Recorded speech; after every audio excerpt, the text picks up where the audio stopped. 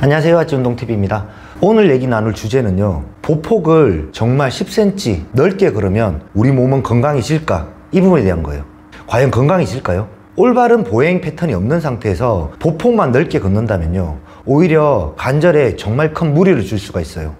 오늘 영상은 꼭 놓치지 말고 시청을 하셔서 올바른 보행 패턴을 가질 수 있도록 하셨으면 좋겠어요. 솔직히 보행만 잘해도 몸은 건강해져요. 구독과 좋아요 꾹꾹 눌러주세요. 제가 저번 영상에서도 말씀드렸는데, 보행에서는 첫 번째 먼저 갖춰져야 될 게 있어요. 그게 뭐냐면 뒷다리의 추진과 앞다리의 안정적인 착지가 필요해요.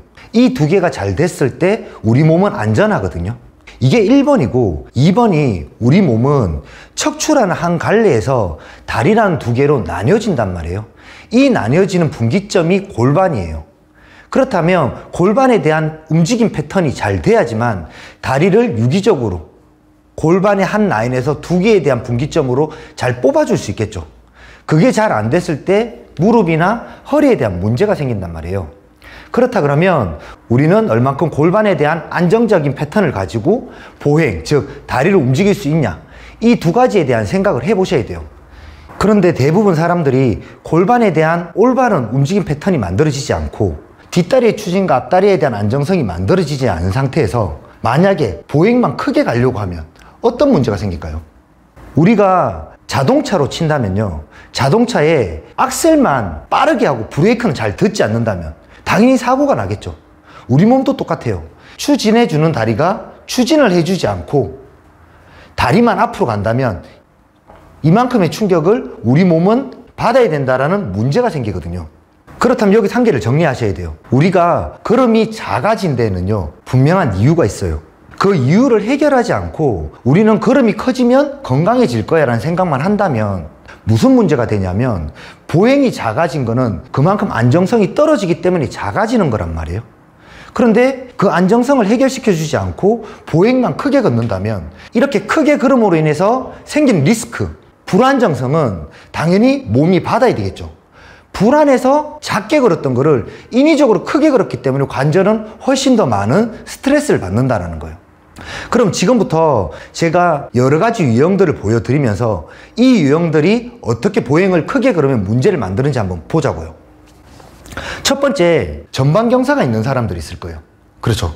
전방경사가 있는 사람들은 대부분 무게중심이 살짝 앞쪽으로 이동이 돼요. 나는 무게중심이 뒤로 안 돼 있고 뒤꿈치를 잘 밟고 있는데, 그럴 수도 있어요. 다른 관절들을 보상적으로 꺾거나 또는 밀거나 그런 부분으로 만들 수 있겠죠. 그래서 백리가 생기거나 오다리가 생기는 거거든요. 자, 지금처럼 중심이 뒤에 있으면 악셀, 추진하는 거는 좋아요. 추진하기는 좋은데 문제는 뭐냐면 다리가 앞으로 나가기가 용이하지 않아요. 그래서 어떻게 걸어지냐면 다리를 이렇게 터벅터벅 걸을 수밖에 없거든요. 다시 한번 보여드리면 이 상태에서 걸음이 터벅터벅 될 수밖에 없어요. 그래서 안짱다리가 있거나 전방경사가 있는 사람들은 대부분 다리를 터벅터벅 짚게 되거든요. 자, 그런 사람들이 보행을 크게 가면 어떤 문제가 생길까요? 당연히 무게중심이 앞으로 실려 있어서 훨씬 불안정한데 앞으로 가려고 하니까 무릎을 계속 누르게 되는 거예요. 무릎을 계속 눌러서 무릎이나 발목에 대한 통증들이 점점 많이 생길 수밖에 없겠죠.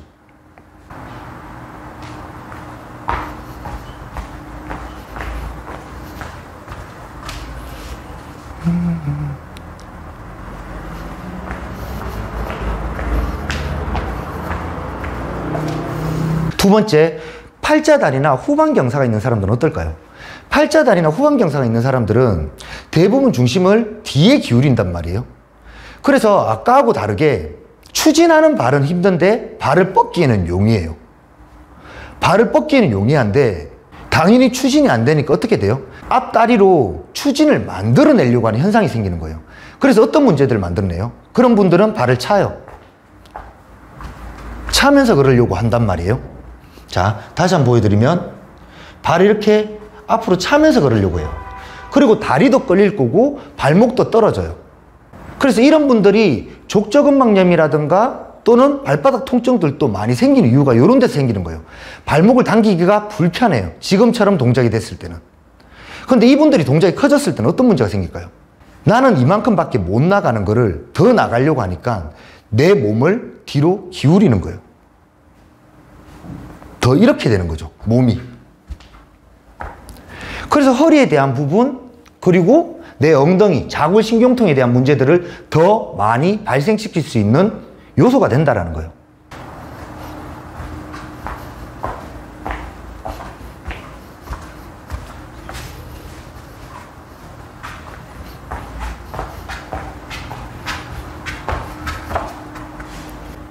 자, 그럼 보행 패턴은 전방경사나 후방경사 된 사람밖에 없을까요? 아니죠. 또 어떤 패턴이 있냐면 보행을 걸을 때 중둔근이 제대로 잡아주지 못하고 골반이 이렇게 빠지시는 분들 계세요. 다시 보여드리면 골반이 이런 식으로 빠져버리는 거예요.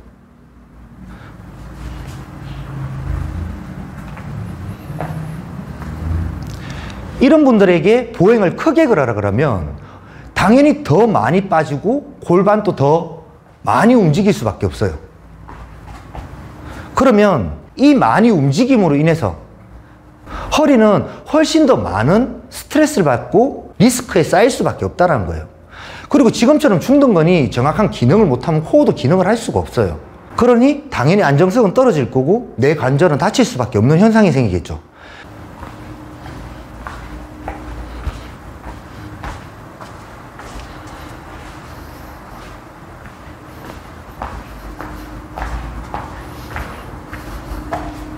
자, 또 어떤 패턴이 있을까요? 아까처럼 중등을 못 써서 골반이 지금 좀 빠지시는 분들도 계시지만 골반이 나가는 쪽으로 같이 회전을 하신 분들 계세요. 이런 식으로. 반대로 다시 한번 보여드릴게요. 나가는 쪽 골반이 이렇게 회전하시는 분들 계세요. 이런 분들은 대부분 전방경사인 사람들한테 많이 나타나는 현상인데요. 이런 분들이 많이 보행이 커지면 어떻게 될까요? 더 많은 회전이 걸리겠죠. 더 많은 회전이 걸릴 건데 더 많은 회전이 걸리는 만큼 내 팔은 더 크게 흔들어야 돼요. 왜? 그래야지만 상체와 하체에 대한 밸런스를 맞출 수 있거든요. 그래서 이런 식의 걸음이 되죠. 다시 한번.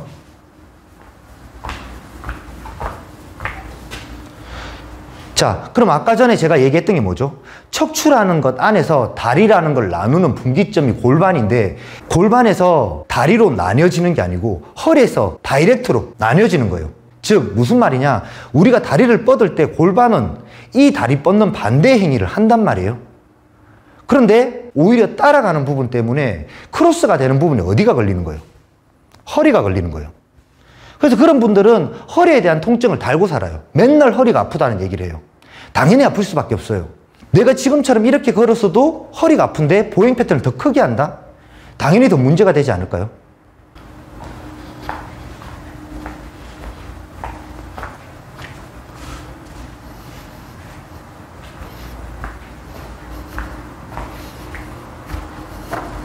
자, 또 어떤 부분이 있을까요? 골반에 대한 비대칭이 있는 분이 계실 거예요. 그런 분들은 어떤 보행 패턴을 가질까요? 보행이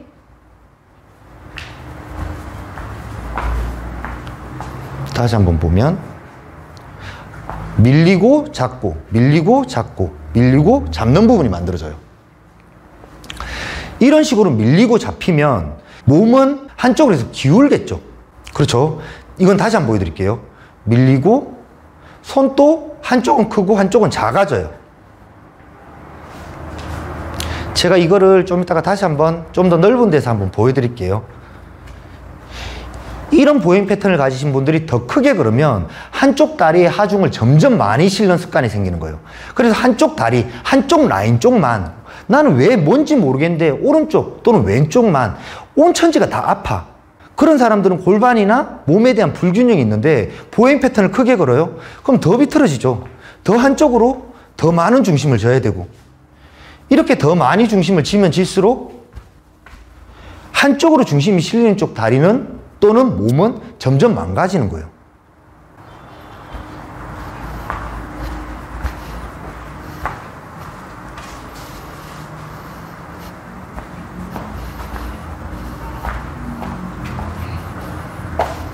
또 이런 패턴도 있어요. 내가 N자이거나 X자 다리인 사람들은 대부분 골반에 대한 움직임을 잘 쓰지 않아요. 이렇게 걷죠.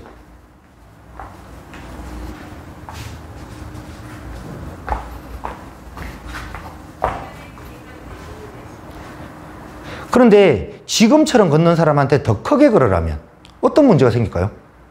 당연하죠. 골반을 쓰지 못하니까 몸을 더 크게 움직일 수밖에 없는 거예요.